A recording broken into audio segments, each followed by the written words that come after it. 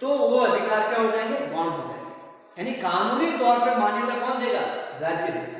यानी नैतिक रूप से या प्राकृतिक रूप में अधिकार कौन दे रहा है, समाज दे रहा है। लेकिन उस समाज के द्वारा दिया गया अधिकार वो कितना जो है, कितने समय से कौन उसकी जो है पालना करवाएगा, ये अथॉरिटी समाज के पास नहीं तो क्या होगा, माइट इज राइट, जिसके पास शक्ति है वो अपने अधिकारों की पूर्ति करेगा।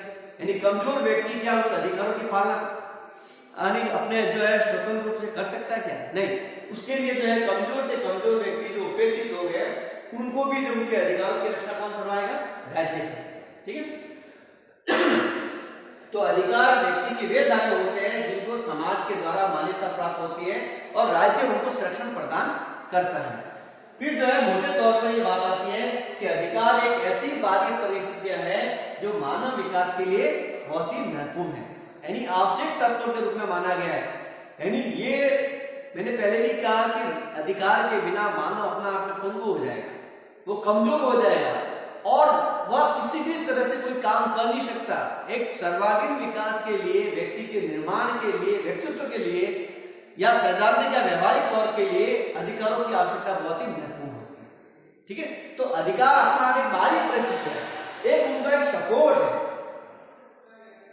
यानी जीवन के हर पहलू के लिए उसको अगर आगे बढ़ना है, विकास करना है या उसको कोई गति करनी है या कहीं ना कहीं उसको जो है अपना आप में श्रेष्ठ बनना है या कोई बड़ा काम करना है या अपने उद्देश्य की पूर्ति या लक्ष्य की पूर्ति करनी है, तो उसको किसकी आवश्यकता होगी, अधिकारों की आवश्यकता। तो इसी आधार पर माना गया है कि अधिकार एक बाहरी परिस्थितियां है जिससे मानव उसकी अपनी आवश्यकता की पूर्ति कर लेता है। ठीक है। ये तो जो है एक सामान्य अधिकार से अर्थ परिभाषा से संबंधित बात आई। वैसे मोटे तौर पर इस अधिकार की परिभाषा के रूप में मैंने कुछ विद्वानों के नाम बताए, जैसे बॉसाकी है, लॉस्की है, वाइल्ड है। इन विद्वानों ने भी अधिकार के बारे में, उनके अर्थ परिभाषा के बारे में काफी कुछ विश्लेषण किया, उनकी व्याख्या की गई है। और मोटे तौर पर जो है अधिकार के जो महत्वपूर्ण लक्षण है वो जो है कई बार आपके एग्जाम के अंदर क्वेश्चन आ जाता है कि भी अधिकार के मुख्य तत्व कौन से हैं, अधिकार की विशेषता बताइए, अधिकार के लक्षण बताइए।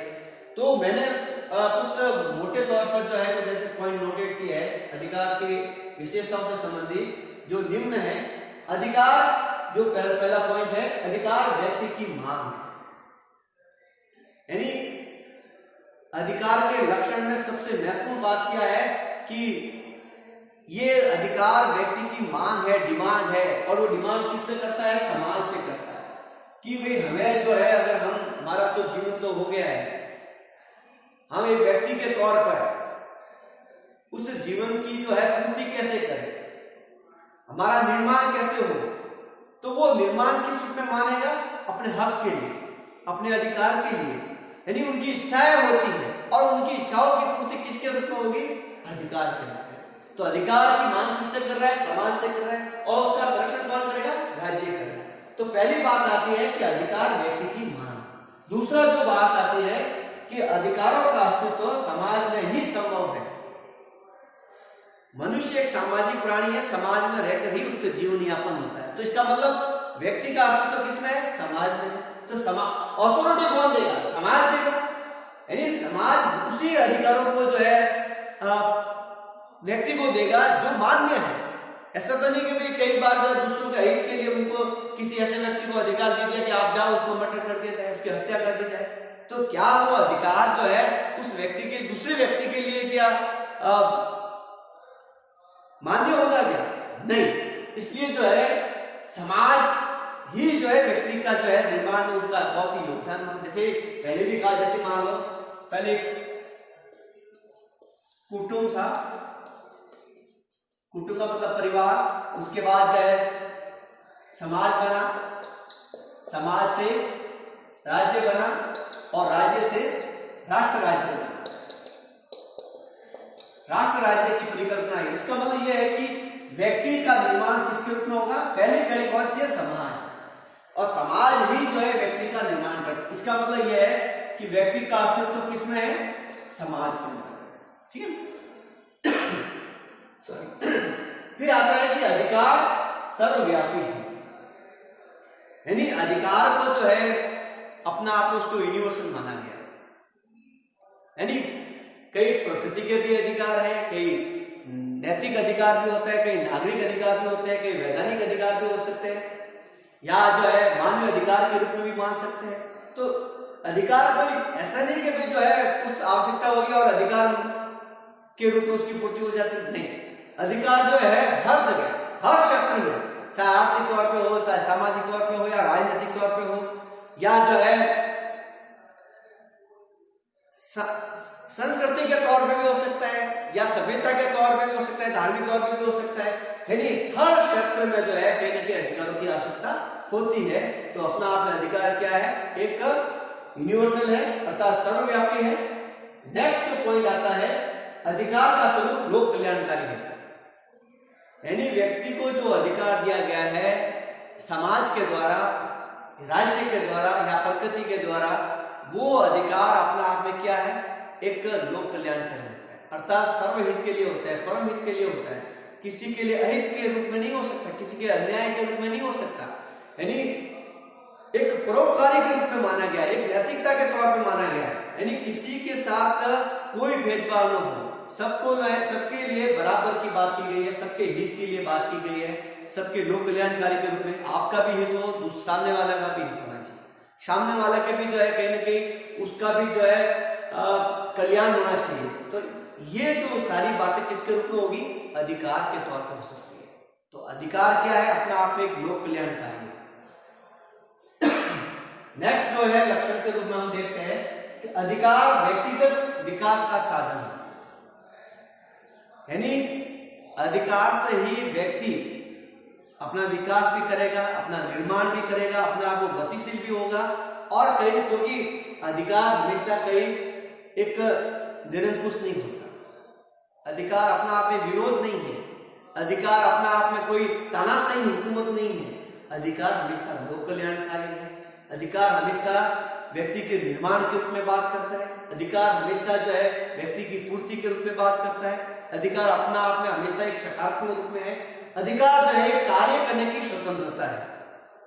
तो इसका मतलब यह है कि अधिकार जो है अपना आप में व्यक्ति के लिए क्या होगा, एक विकास का एक मात्र है, एक आधार है, और उसी आधार पर व्यक्ति जो है वो आगे बढ़ने की कोशिश करता है, वो गतिशील होने की कोशिश करता है, वो विकास करने की कोशिश करता है, वो व्यक्ति अपना आप में सर्वश्रेष्ठ बनने की कोशिश करता है। तो ये किसके रूप में संभव हुआ, वो अधिकार के रूप में ही, ठीक है। फिर आता है अधिकार को राज्य के द्वारा संरक्षण प्राप्त होता है। मैंने कहा कि राजनीतिक विज्ञान का आरंभ और अंत राज्य से होता है। राज्य है तो व्यक्ति है, समाज है, अगर राज्य नहीं है तो न तो समाज का जो उद्धार होगा न व्यक्ति का उद्धार। इसलिए जो है अगर अधिकारों की अगर पालना करानी है, समाज ने तो उसको जो है मान्यता दे दी, अधिकार दे दिए जो मान्य के अकॉर्डिंग हो, जो वास्तव में स्वीकार के योग्य हो, जो बातें, जो शर्तें, जो नियम, जो अधिकार जो समाज के रूप में मान्य है, स्वीकृत है, उन्हीं को जो है वो व्यक्ति को ये इस प्रकार का राइट देते हैं, उसी वही बातों जो है उनको सुपुर्द करते हैं, किसको, व्यक्ति को, कि भाई आप उसको जो है अपने आप में आपकी आवश्यकता के रूप में जो आपको जो है सुविधाओं के अकॉर्डिंग ये जो अधिकार दिया है उसको आप आसानी से उसका प्रयोग करें। तो ये जो प्रयोग होने के बाद उसकी वैलिडिटी किस रूप में होनी चाहिए, उसको जो है किस प्रकार का जो है उनकी सिक्योरिटी के रूप में, उनका संरक्षण के रूप में कौन करेगा, उसकी पालना किसके रूप में होगी, राज्य के रूप में होगी, ठीक है। फिर आता है कि अधिकार अपने आप में सीमित है। अधिकार सर्वव्यापी तो है, लेकिन ऐसा नहीं कि भाई जो है वो जिसकी कोई मतलब कोई सीमा नहीं है, उनकी भी कोई सीमा है, यानी कंट्रोल ऑफ लाइन, वह अपनी जो है सीमाओं से बाहर नहीं जा सकता। तो अधिकार अपना आप में सीमित है, असीमित नहीं है, उसको जो है अपने ही क्षेत्र में उसको काम करना पड़ेगा, अपने क्षेत्र में ही अपनी शक्ति का प्रयोग करना पड़ेगा, अपने मन मर्जी के रूप में जो है अधिकारों का जो है वो प्रयोग नहीं कर सकता, क्योंकि कुछ ऐसे नियम बने हुए हैं राज्य के द्वारा जो कानून के अकॉर्डिंग आपको उसकी पालना करनी पड़ेगी, ठीक है। तो अधिकार अपने आप में क्या है, सीमित है, असीमित नहीं है, सर्वव्यापक तो है, लेकिन वो अपना आप में क्या है, एक अपने दायरे के रूप में वो काम करने की कोशिश करता है। फिर आता है अधिकार परिवर्तनशील है। अधिकार जो है ऐसा बने कि उसको जो है परिवर्तन नहीं कर सकते। अधिकार को परिवर्तन जैसे राज्य के द्वारा जो है जिस प्रकार की जो गाइडलाइन आती है, समय के अकॉर्डिंग, परिस्थितियों के अकॉर्डिंग कहीं ना कहीं अधिकार को बदलना पड़ता है। कहीं ना कहीं उसको जो है उसका मतलब उन शक्तियों का जो है विभाजन करना पड़ता है या परिवर्तन करना पड़ता है, तभी जो है वो उसकी जो है कहीं ना कहीं अधिकारों की पालना हो सकती है। तो अधिकार अपना आप में क्या है, परिवर्तनशील है। फिर जो एक अंतिम पॉइंट आता है कि अधिकार और कर्तव्य दोनों अपना आप में क्या है, घनिष्ठ संबंध है। यानी दोनों के अंतर्गत यानी एक दूसरे के पूर्व के मित्रता के रूप में बात होती है। यानी अधिकार और ड्यूटी, यानी एक आपका जो एक राइट दिया गया है, वो राइट किसके रूप में, आप ड्यूटी के रूप में, आपकी पालना उसी अकॉर्डिंग होगी। आप एक अनुशासन के रूप में, एक व्यवहारिक तौर पे जो जिस प्रकार समाज ने या राज्य ने आपको जो जिस प्रकार का अधिकार दिया, आपको हक दिया, आपको राइट दिया है, तो वो जो है कहीं ना कहीं एक आपका एक राइट दायित्व बनता है, एक जिम्मेदारी बनती है और उसी आधार पर आपके अधिकारों की पालना होगी। तो ये जो है मोटे तौर पर जो है आपके अधिकार के प्रमुख लक्षण के रूप में मैंने आपको बताया। कई बार जो है इंपॉर्टेंट क्वेश्चन बन जाता है, तो आपको ये देखना है कि अधिकार का अर्थ, परिभाषा और उनके प्रमुख लक्षण के बारे में बताइए। अब जो है नेक्स्ट वीडियो में बताया जाएगा कि वे अधिकारों का वर्गीकरण से